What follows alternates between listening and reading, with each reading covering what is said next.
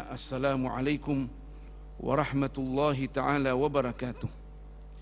Segala puji bagi Allah Subhanahu wa ta'ala yang sudi mempertemukan kita kembali dalam kajian At-Tasawuf Al-Islami melalui kitab ringkasan Ihya'i Ulumiddin lil Imam Abi Hamid Muhammad ibni Muhammadin Al-Ghazali yang diikhtisarkan sendiri, dan tentunya beliau mengikhtisarkan, beliau lebih mengetahui mana yang perlu diambil dan mana yang tidak perlu diambil. Pembahasan kita masih berada lagi pada masalah mati. Nah, salah satu jalan untuk menangani masalah mati supaya kita punya amalan baik, mati mesti terjadi. Nah, fa aina tadhhabun? Kata Allah, mau kemana engkau manusia? Nah, tidak ada penyelesaian kecuali ikut panduan Kitabullah Subhanahu wa ta'ala wa sunnatu rasulih. Akan dijelaskan satu persatu oleh Al-Imam Al-Ghazali. Fa aina tadhhabun? Mau kemana semua? Fir'aun yang dulu yang hebat sangat sudah lama dicabut nyawanya. Haman sudah lama dicabut nyawa. Orang-orang yang hebat yang mengatakan dirinya Tuhan, yang mengatakan tidak ada yang dapat menundukkan saya selagi saya berkuasa, kemana mereka sekarang? Siapa di antara kita yang masih berumur, masih hidup sekarang ni, yang berumur 100 tahun? Saya rasa kita berat nak menemukan. 90 tahun okey ya. Nah, ada yang 100 tahun tapi sudah makan 9 kali, dia kata tak makan lagi. Nah, apa arti hidup? Hidup yang indah bila mana dekat dengan Allah Subhanahu wa ta'ala. Maka yang dikatakan fa aina tadhhabun? Mau kemana engkau semua hamba aku? Nah, penyelesaiannya ikut tata cara nak menghadap kepada Allah Subhanahu wa ta'ala. In huwa illa dzikrun lil alamin. Tidak ada lain kecuali kita kembali kepada Al-Quran, kerana Al-Quran ini memperingatkan kita kepada Allah yang menciptakan alam semesta ini. Nah, banyak baca Al-Quran supaya diajarkan kita jangan sampai angan-angan kita panjang. Nah, kerana umat Rasulullah sallallahu alaihi wasallam umurnya antara 60 sampai 70. Jarang yang limpas. Kalau limpas itu adalah bonus. Kita disuruh berjaga-jaga sebagaimana kita jelaskan pada pelajaran yang telah lalu. Rasulullah minta kita supaya mempersiapkan diri kita sewaktu berumur 40 tahun. Barang siapa yang tidak mempersiapkan dirinya, lalu malakul maut datang kepadanya mencabut nyawanya, maka janganlah dia mencela kecuali dirinya sendiri. Nah, yang berumur 40 tahun. Nah, yang bercakap ini sudah 60 tahun. Yang lain kemungkinan sudah ada 70 tahun. Lagi hebat. Nah, kata Allah dan Rasulnya. Jadi penyelesaiannya baca Al-Quran banyak-banyak. Nah, ikuti panduan Al-Quran. In huwa illa dzikrun lil alamin. Bagi sesiapa, liman syaa'a minkum ay yastaqim. Bagi sesiapa daripada kamu yang hendak berjalan di jalan yang benar. Nah, supaya kuburannya menjadi kebun-kebun syurga. Nah, kita mau masa depan kita program dari sekarang. Bukan berarti kita tu jangan berangan-angan Maksudnya tidak program akhirat kita. Jangan berangan-angan nak hidup di dunia ini panjang-panjang. Kita nak disuruh memprogram kehidupan kita di akhirat. Kehidupan yang paling indah bila mana kita selama mengikuti jejak Rasulullah sallallahu alaihi wasallam, sebagaimana dijadikan Al-Quran itu sebagai bimbingan untuk sampai kepada Allah Subhanahu wa ta'ala. Baca Al-Quran, paham atau tidak paham, baca. Karena Al-Quran mempunyai kekuatan rohani. Bila mana kita baca, dia akan memperkuat jiwa kita, sehingga syaitan tidak boleh mendekati kita, sehingga pada waktu yang sama dia boleh mendidik kita dan mendorong kita, menarik kita untuk memahami kandungan Al-Quran. Itulah pintu kebahagiaan. Mau ke mana? Kita mau ke mana? Tak ada penyelesaian. Penyelesaian kita adalah kita mendekatkan diri kepada Allah Subhanahu wa ta'ala. Makanya itu tuan-tuan, segala gerak-gerik kita umat Islam ini cukup indah. Nah, cukup indah. Semuanya kalau kita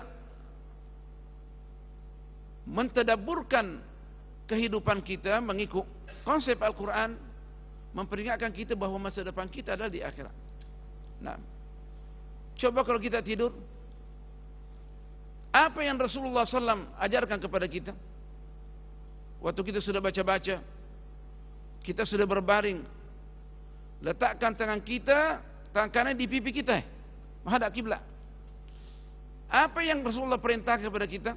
Suruh berdoa supaya kita mati dalam keimanan bila mana dicabut nyawa kita waktu tidur, atau bila mana kita dihidupkan balik. Allah menjaga kita punya perjalanan. Bismika Rabbi wada'tu jambi.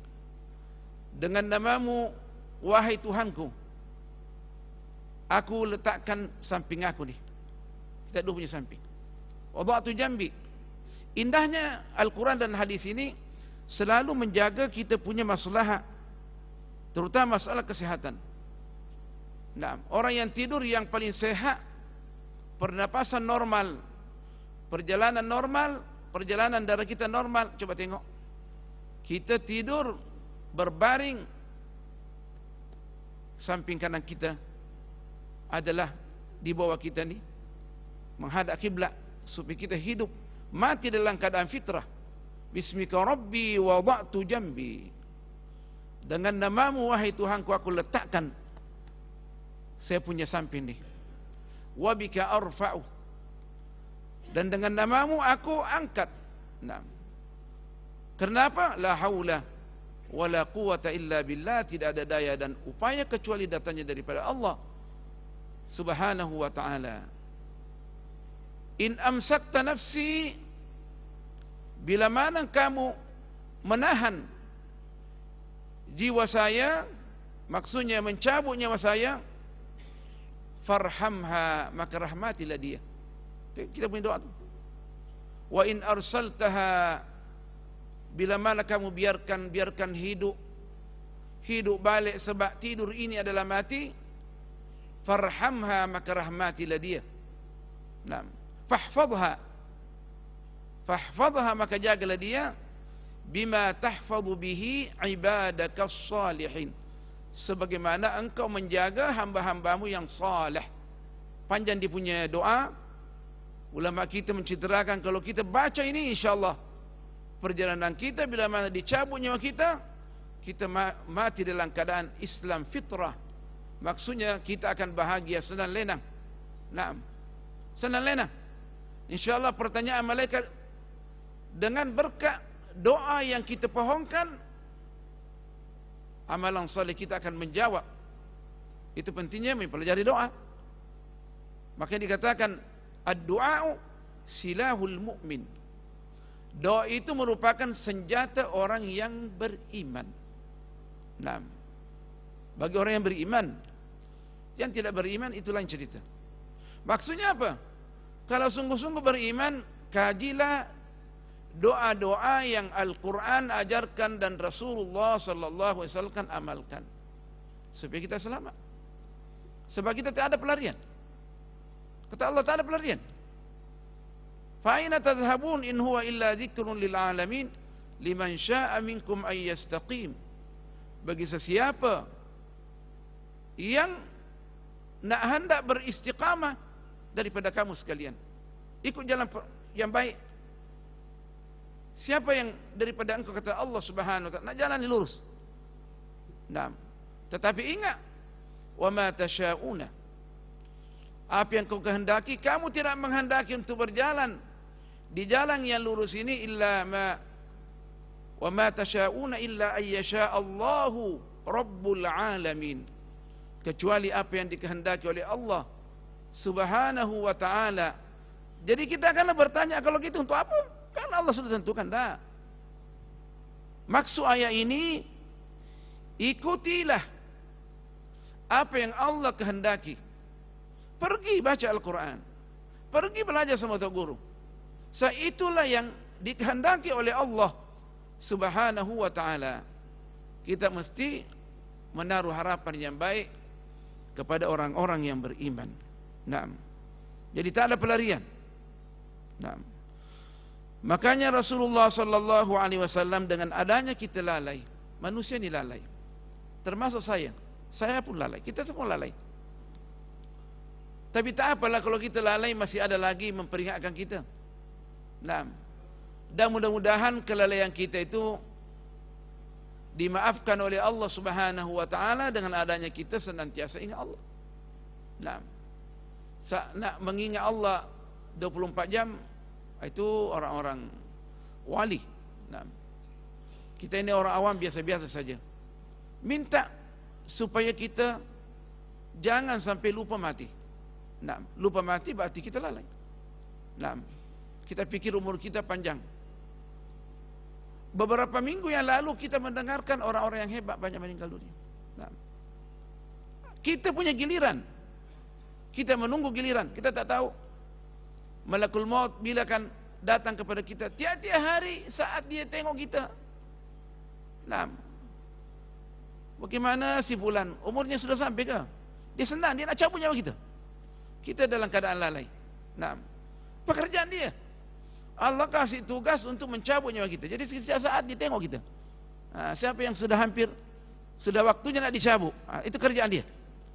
Nah, kita pula yang cerdik pandai ini mesti berhati-hati. Nah, kita mesti berhati-hati. Nah, mesti cerdik. Nah, makanya kata Rasulullah SAW, supaya kita menjadi orang cerdik ni, nah, dikatakan di sini dalam hadis yang hasan diriwayatkan oleh Imam Tirmidzi, al-kayyisu man dana nafsahu wa amila lima ba'dal maut. Orang yang cerdik, pandai lagi baik. Mandana nafsahu, yang senantiasa menghisap diri dia. Setiap dia melangkah, berbuat, dipikirkan, tadi saya buat apa, betul enggak? Perbuatan saya itu meridhakan Allah atau tidak meridhakan Allah? Terutama yang keluar dari mulut kita nih. Nah, kata ulama, hatta kita mengatakan cis. Apa itu cis? Malaikat tulis cis. Maksudnya apa cis? Dia menghina orang ke? Kalau menghina orang, tulis orang. Nah, diambil kebaikan kita. La ilaha illallah. Nah, dan hatta cis, hesh, akan ditulis semua. Jadi berhati-hati mengeluarkan kata-kata dari mulut kita. Nah, ma yalfidhu min qawlin illa ladaihi raqibun atid. Manusia ini tidak mengeluarkan satu kata, melainkan ada malaikat raqib sebelah kanan dia, wa atid sebelah kiri dia, mencatat. Berhati-hati. Nah, berhati-hati mengeluarkan kata-kata. Jangan mau dikatakan orang apa namanya, orang cerdik bercakap, mau dikatakan orang ilmiah, padahal kita disuruh supaya mengontrol kata-kata kita. Dan dianggap itu satu keimanan. Man kana yu'minu billahi wal yaumil akhir falyaqul khairan aw liyasmut. Dikaitkan dengan akidah masalah mulut kita nih nak jaga nih. Nah, barang siapa yang beriman kepada Allah dan hari pembalasan, hari akhirat, falyaqul khairan, hendaklah dia mengucapkan kata-kata yang baik. Nah, ataukah dia diam? Yakin apa kita nak keluarkan adalah meridhakan Allah Subhanahu wa taala. Nah, Sayyidina Abu Bakar dia punya masker kata orang Indonesia. Nah, ditutup mulut dia. Orang bercakap, dia tengok dulu, betul tak dia punya percakapan ni, betul tak? Kalau baru dibuka di mulut dia.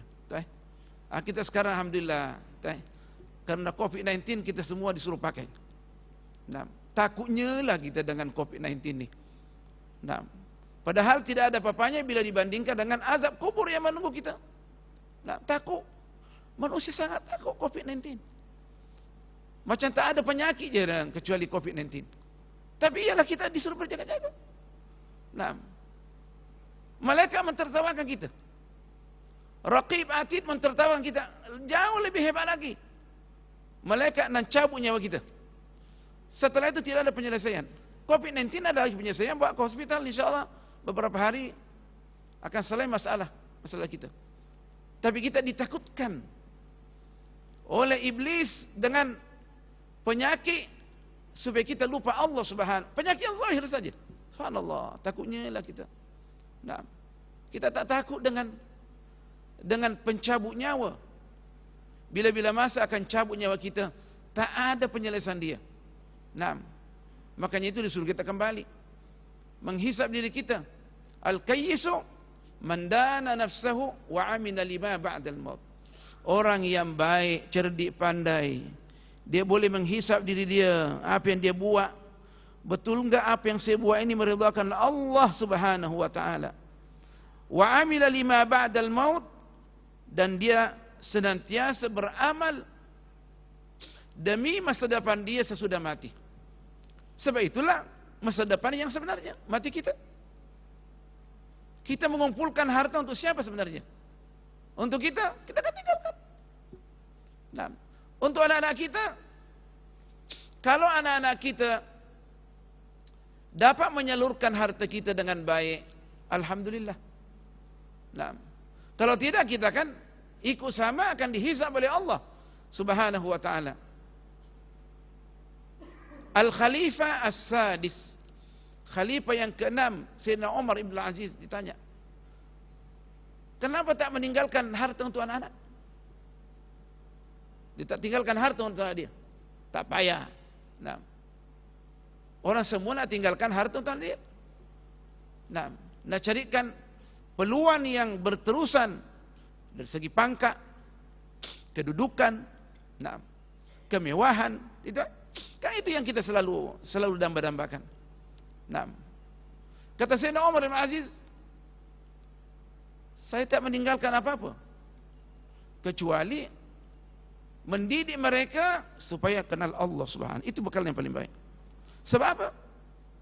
Sebab kalau saya tinggalkan harta, mereka tidak menyalurkan harta ini pada jalur yang diridai oleh Allah, saya akan kena.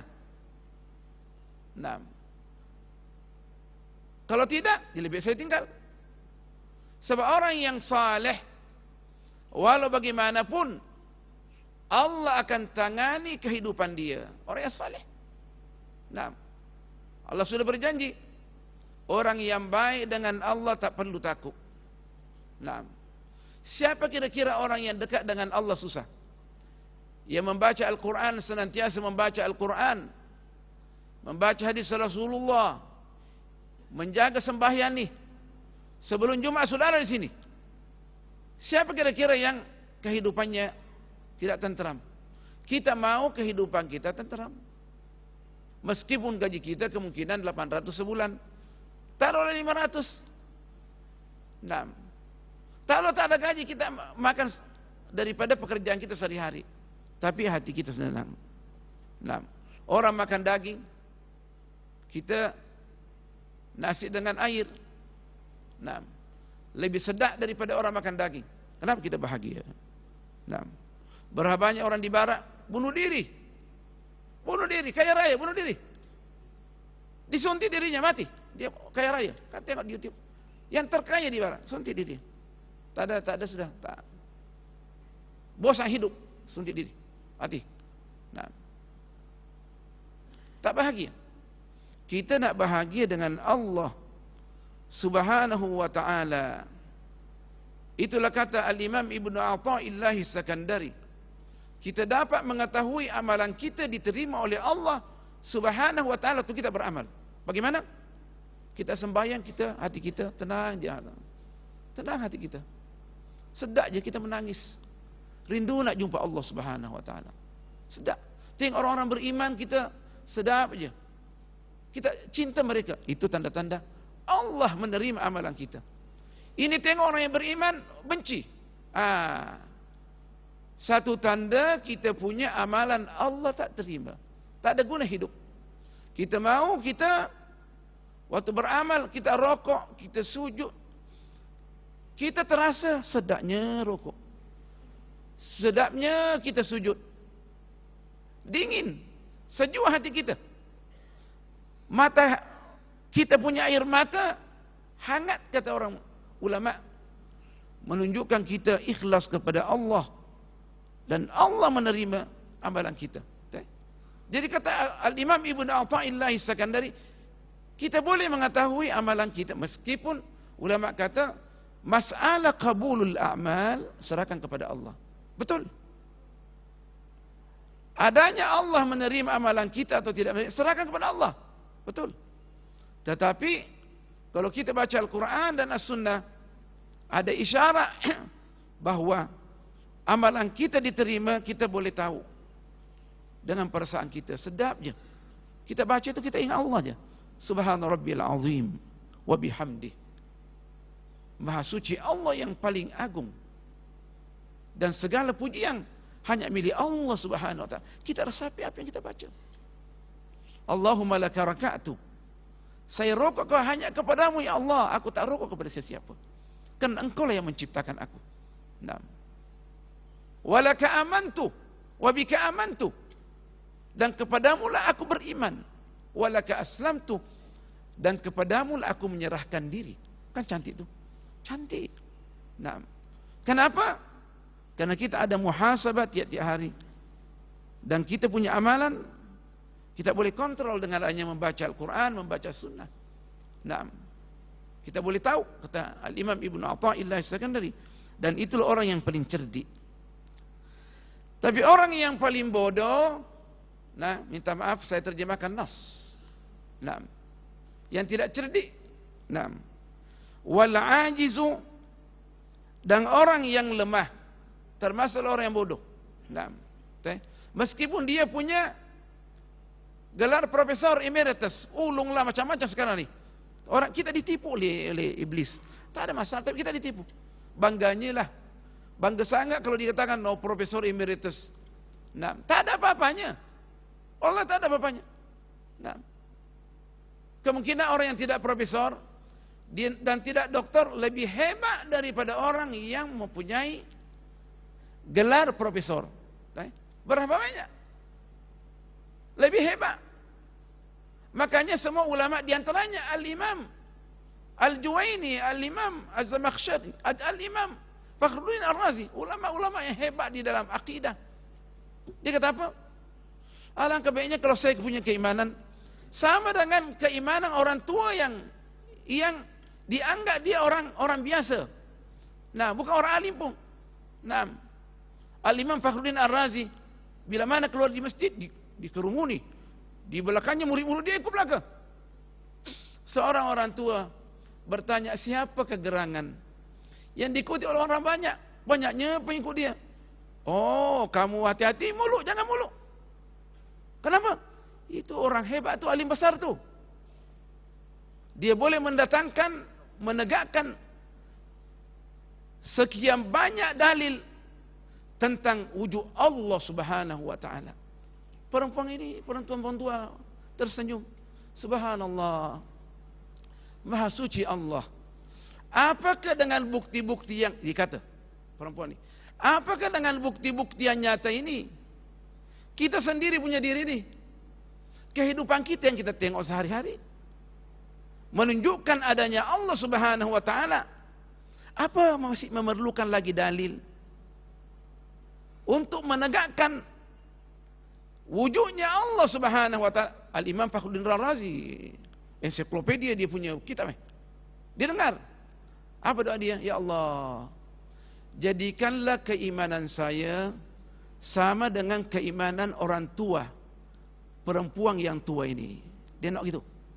Nah, kata dia, kita buang-buang waktu sebenarnya.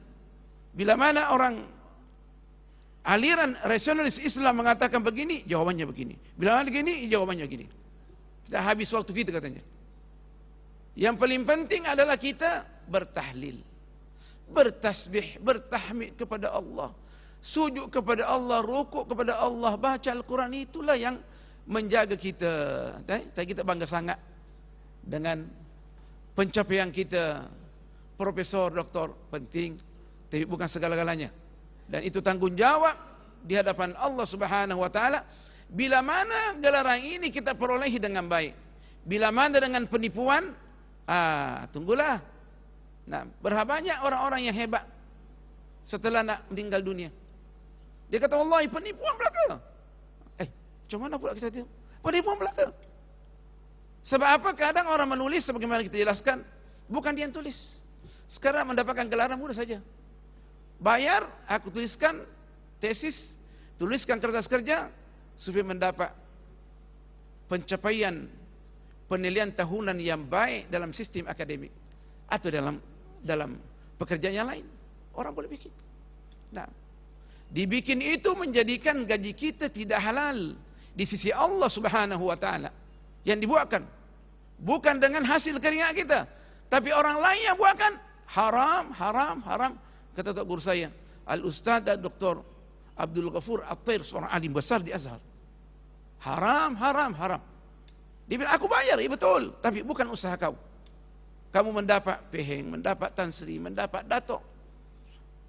Benda itu tak ada masalah. Tapi apa kamu perolehi dengan penipuan?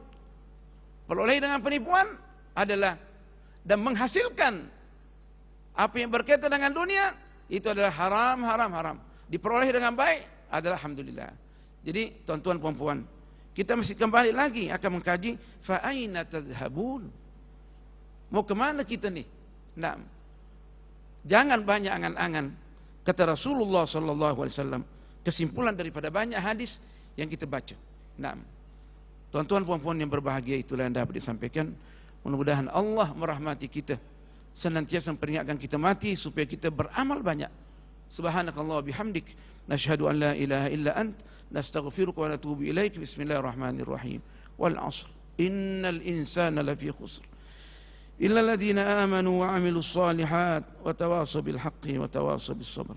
Bismillahirrahmanirrahim. Alhamdulillah wassalatu wassalamu ala Rasulillah Sayyidina Muhammadin an-Nabiyil Karim wa ala alihi wa sahbihi ajma'in. Allahumma 'allimna ma yanfa'una wa zidna 'ilma, faqihna fid din wa 'allimna at-ta'wil wa habibna ila al-muslimin waj'al lana lisana sidqin fil 'alamin. Allahumma ihfaz hadhihi al-baldah Terengganu wa sultanaha wa wuzara'ahu wa a'wanahu min al-muslimin wa sa'ir bilad al-islam waghfir lana wa liwalidina wa li abaina wa ummahatina wa masyayikhina wa man lahu haqqun 'alaina wa sallallahu ala sayyidina Muhammad walhamdulillahi rabbil alamin. Wassalamu alaikum warahmatullahi taala wabarakatuh.